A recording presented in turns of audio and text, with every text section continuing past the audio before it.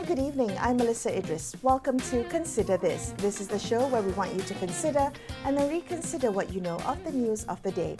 After 13 years of war, an offensive by Syrian opposition groups have ousted Bashar al-Assad as president of Syria in just a matter of days. Now, this historic moment raises some urgent questions. What kind of future awaits Syria? The future of its governance, the future for millions of Syrians both inside the country and in the diaspora, and the future for the Arab region. So today on the show, to discuss this further, I have Samer Abboud, who is an associate professor of global interdisciplinary studies at Villanova University in Pennsylvania, US, where his research focuses on warfare in Syria and the emergence of an illiberal post-conflict order in the country. He's also the director of its Center for Arab and Islamic Studies, and in 2018, he authored a book titled Syria, which explores the outbreak and the trajectory of the Syrian uprising. He's also working on his next book about the country. So, Samer, thank you so much for being on the show with me. Welcome. Let's talk about recent developments that's been happening. 2 weeks ago, the world essentially wasn't really paying much attention to what was happening in Syria, but now Bashar al-Assad is gone, and we have a new transition administration. Questions about the future of Syria. I want to begin our conversation tonight maybe by asking for your view. What do you think was the tipping point that made this collapse of the rule of Assad possible after so many years? Thank you so much for having me, and thank you for that excellent question. I think it's a question we're going to be asking ourselves for a long time. I think the immediate answer is that there was a clear withdrawal of support from the Assad regime's two main supporters, Iran and Russia. So far, we've had unsubstantiated reports that at a meeting of the Astana powers, Russia, Turkey, Iran, and several other regional states, that Russia and Iran had agreed beforehand that they would no longer support the regime militarily, and they communicated this to the other state powers at the Astana negotiations, at which time Turkey relayed the information to the rebels in Idlib, and we saw actually what happened was not a kind of full-scale assault. You saw battles along the front lines in Idlib between the areas controlled by the rebels and the areas controlled by the government. And very quickly, the military forces fell. And that is when the fighting moved into urban areas. So if we look even at the kind of daily analysis of what was happening, it was not clear, were they going to go to Aleppo? Were they going to go to Hama? What was the end game? And it appears that not only was the military support of Russia and Iran withdrawn, but once that was communicated, the regime's military forces were no longer willing or able to fight back. It is truly remarkable that in less than 2 weeks, the conflict shifted the way that it did. I mean, it's such an incredible, almost beyond comprehension event that happened, because nobody was expecting that the regime would not at least put up a fight. And so I think it's some combination of the withdrawal of external support and the kind of collapse of the internal command of the regime's military structure. So the collapse of the Assad regime, I mean, for me, I think isn't just a standalone event, but in fact a combination of all the significant historical and social and political developments that have shaped Syria over the years, the decades, if I may. When you think about the trajectory of Syria's modern history, where does this fit in? Do you see this as a decisive break from that, from all the things that have shaped Syria before, or is it just another phase in the pattern of turmoil, of foreign interference, of authoritarianism? This is an excellent question. I think some Syria observers, some of whom I have a lot of respect for, are calling this Syria's true post-colonial moment. That now this is very much the moment where Syria assumes its trajectory as an independent state. I'm not as optimistic, as much as I would love to be wrong about this, because the vacuum that's left by the collapse of the regime has allowed neighboring states to infiltrate Syria in a way that wasn't actually possible previously. This is not to celebrate what the regime was doing or its foreign policy, but just to point out a reality that now the occupation zone of the Golan has been expanded. Turkey's influence in the northern parts of Syria. Remember that the lira, the Turkish lira, is being used in Idlib. Turkey has tremendous economic and political influence now on those some of the rebel groups that were in the north. And then, of course, we can't just say because Iran and Russia left that they will not have some sort of say in a post-conflict Syria. What we see is many countries, many Western countries, other countries are hesitant to legitimize the new government until they see certain things from the transition government. So we don't know where any military support will come for the new government, where any economic support, and this will certainly be an opportunity for other countries to infiltrate. Right. What is concerning is if you do have a push for an Iraqi or Lebanese style system where you have a distribution of power by communities, this could open up Syria to even further infiltration. Okay, I want to come back and talk a little bit about the external powers, but can we talk a bit about the transition government currently? So for those of us on the outside, help us understand Hayat Tahrir al-Sham, HTS. How would you describe international attitudes towards HTS and also its leader, Abu Muhammad al-Julani? That's a great question, because I think there's a lot of hesitation internationally. I've never not one to agree with the Biden administration on anything, but when they claim that Julani and the leadership, the transition leadership, is saying the right things, I would agree with them there. Certainly, publicly, what is being communicated is a commitment to an inclusive political transition in Syria. That is what we are seeing politically.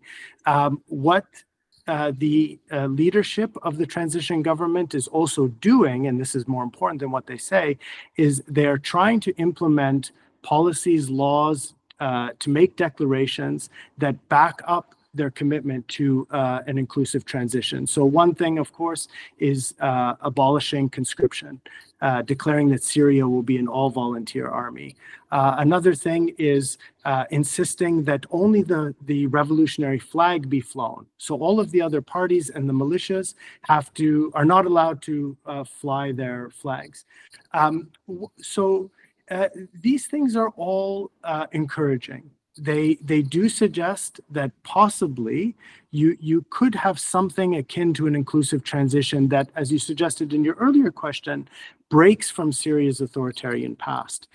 We're also seeing on the ground that I believe it will be very difficult to have a reversion to this kind of authoritarian, violent structure that ruled over Syria for 5 decades, because people have a commitment to something different.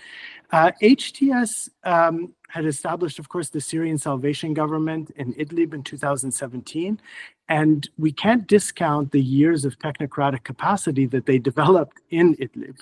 Now, of course, Idlib was not heaven. It was not, they did not have electricity all of the time, and so on and so on. But what the government did there was develop a technocratic capacity, and we're seeing that transferred into Damascus now.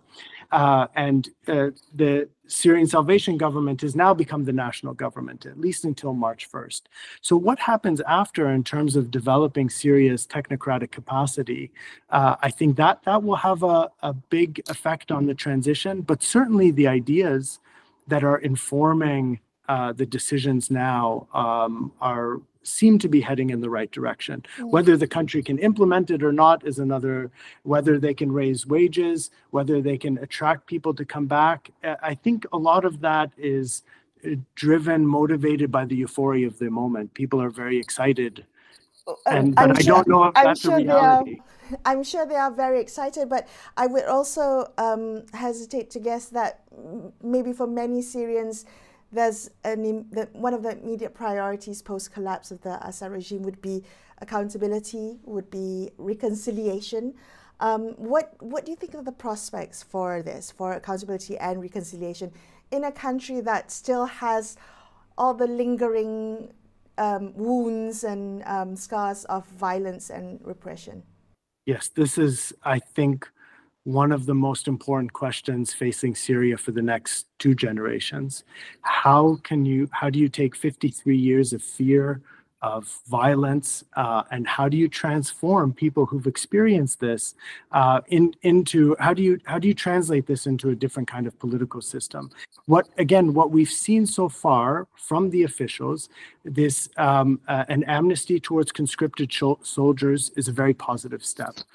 Commitment to to bringing justice to high-level officials is a positive step.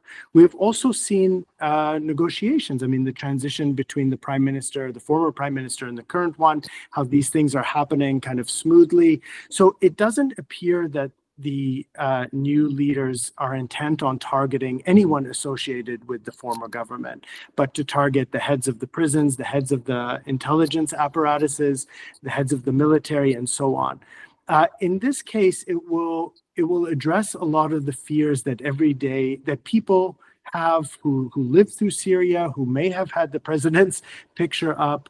But that said, we are seeing a lot of revenge violence. That does not appear to be driven by the transition government, i.e. sanctioned by the government. It is happening on the local level.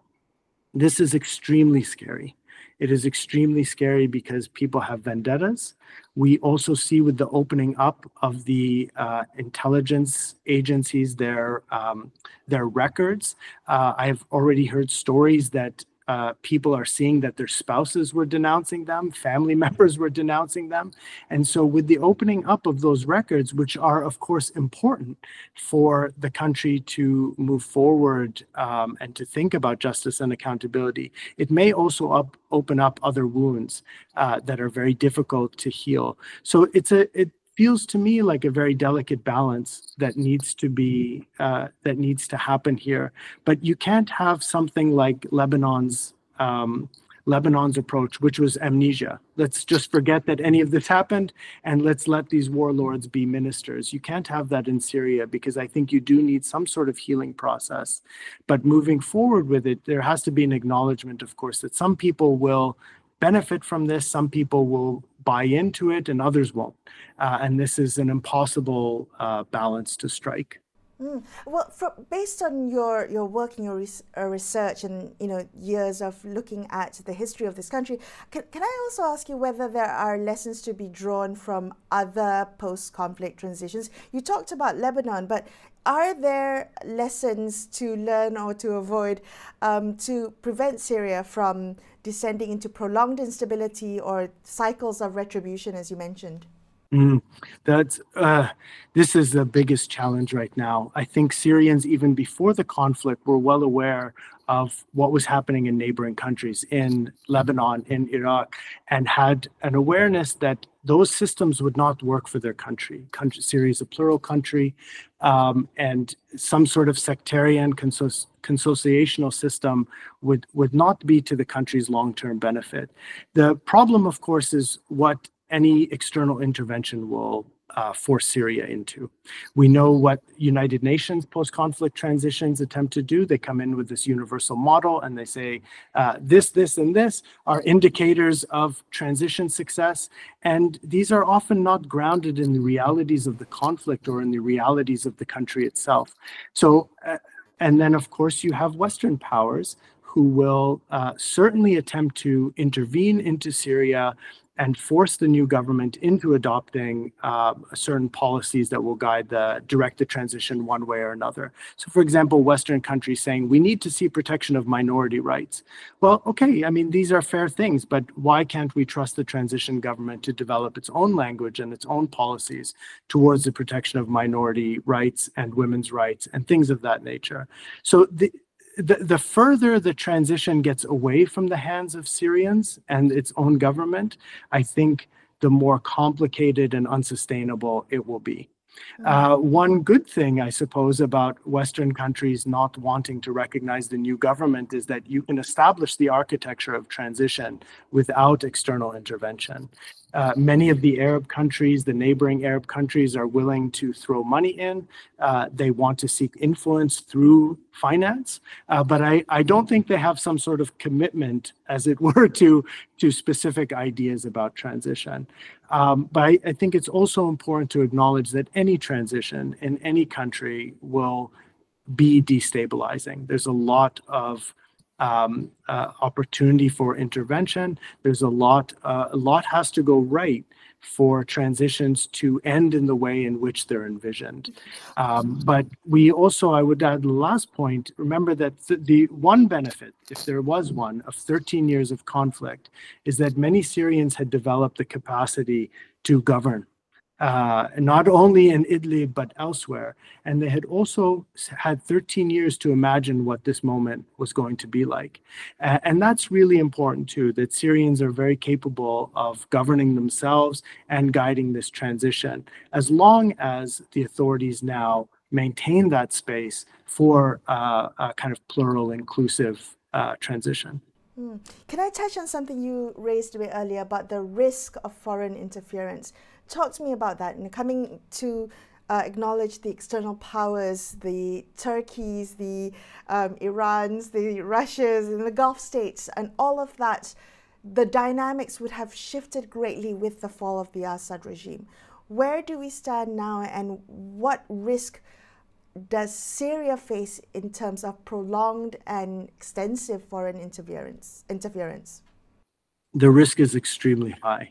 And I think that as time goes on, the euphoria of the moment will give way to the reality of what is happening internationally. You see even the leaders now saying, we don't have time to think about what Israel is doing. We can't focus on another conflict. Meanwhile, the Israelis are just walking through. I mean, they might be in Damascus next week, for all we know.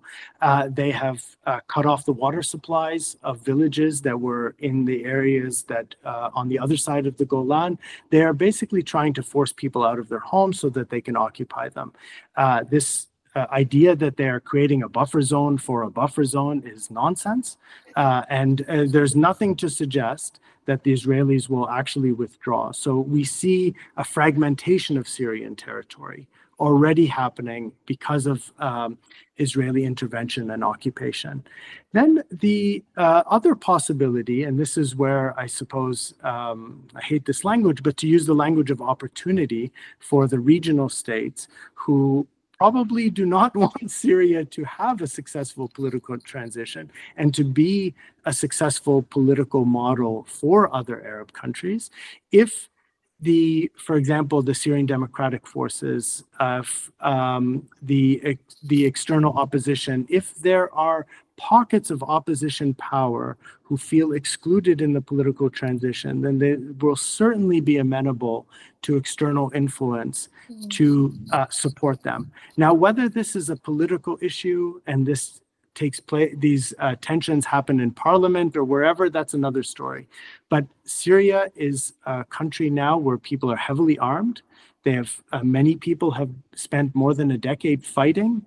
And what's at stake here is whether any political differences can be solved politically in parliament or wherever, and not on the battlefield. I am very concerned that countries like the United Arab Emirates, seems that anywhere they intervene, there are problems, that any intervention from the Emirates, from their intelligence apparatus, will serve to only fuel and incentivize violence and a kind of return to the battlefield. The problem is that the country is just too weak right now. We have to acknowledge that. Even an hour ago, Mohammed al-Bashir said there are no foreign currency reserves. The foreign currency reserves are too low. How is the country going to spend its way through this political transition?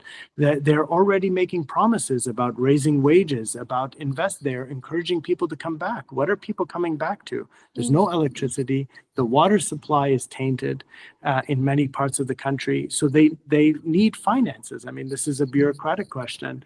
And I think, unfortunately, this opens up different parts of Syria's political landscape to external influence. Samer, could you talk a little bit more about the concerns around how quickly Israel has moved to occupy that UN buffer zone and the occupied Golan Heights? Can you talk about the concern of, you said, they're expanding and the incursions are expanding. What should we be watching out for in terms of Israel in Syria? We really have to see their language around what they are referring to these new occupied lands as.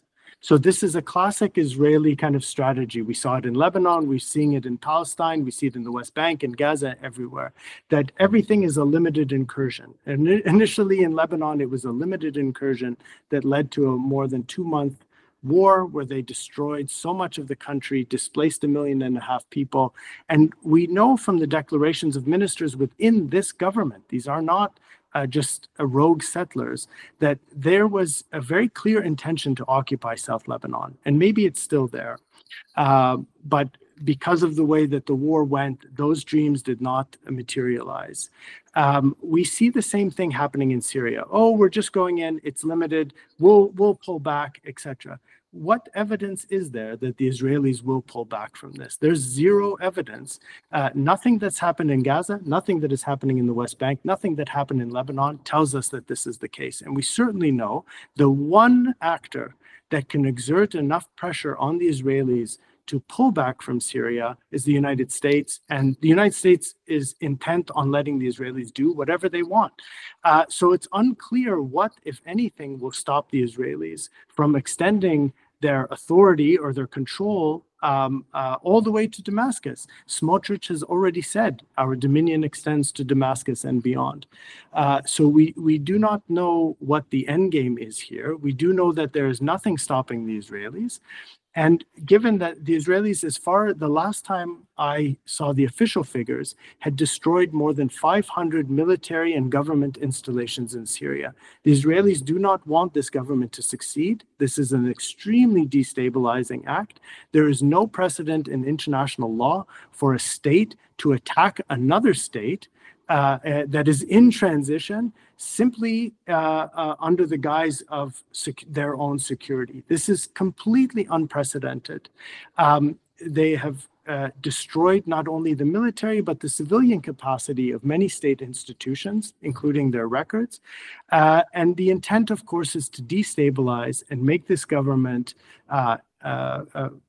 make it impossible for this government to fight back, essentially. Not that they could necessarily, but what is the political response to this? To go to the United Nations? The government has not even been recognized by most states in the United Nations. So I think the more displacement we see from those areas of Syria, from southwestern Syria, the more we see Israeli settlements. We'll certainly see those soon enough. We see eviction orders being directed. Why do they need to evict people if they're just if it's just a buffer zone? We know why they're evicting people. This is to establish new Israeli settlements in Syria and to extend the occupation zone of the Golan further. And there's nothing stopping them. And now we have an incoming president in the United States who actually recognized Israeli sovereignty over the Golan and will likely do so with these new territories that are being swallowed up now. I mean, Syria faces immense challenges. You've painted a picture for us quite succinct, quite vividly. But do you have hope for Syria's future? What gives you hope despite the immense challenges? I'm just wondering, having studied Syria for so long, for so many years, how has this, in the past couple of weeks, this historic moment shaped the way you understand the country, you understand its people? I'm still grappling with that because for all of my life, and certainly all of my professional life, I've only known the father or the son as the president. And every way in which we studied Syria filtered in some way through regime power, even if we're not studying politics, even if we're studying culture or anything of the sort. And so it's very difficult to imagine now what the country will look like without the presence of this force that has been there for all of my life. That said, the joy, the happiness, that I am seeing it with my Syrian friends, with the parts of my family that are Syrian. There's an immense joy now that I have not seen in years. I would say this is even more of a joyful moment than when the uprising began, for those who supported the uprising. This is a moment for people to dream, to envision something different.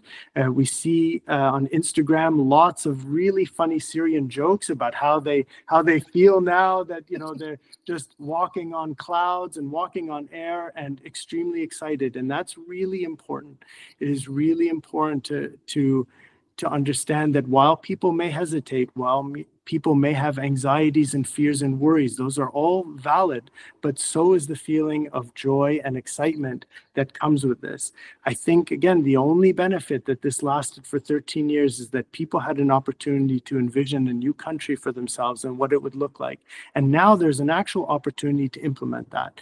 And I think that is a really exciting thing. It is a really special thing, and we should embrace that and that process, at least until it goes sideways, which we hope it does not go sideways, of course. We hope that all of the wonderful dreams that Syrians have are realized, because they deserve it. Samer, thank you so much for being on the show with me. Samer Abboud from Villanova University there, wrapping up this episode of Consider This. I'm Melisa Idris signing off for the evening. Thank you so much for watching. Good night.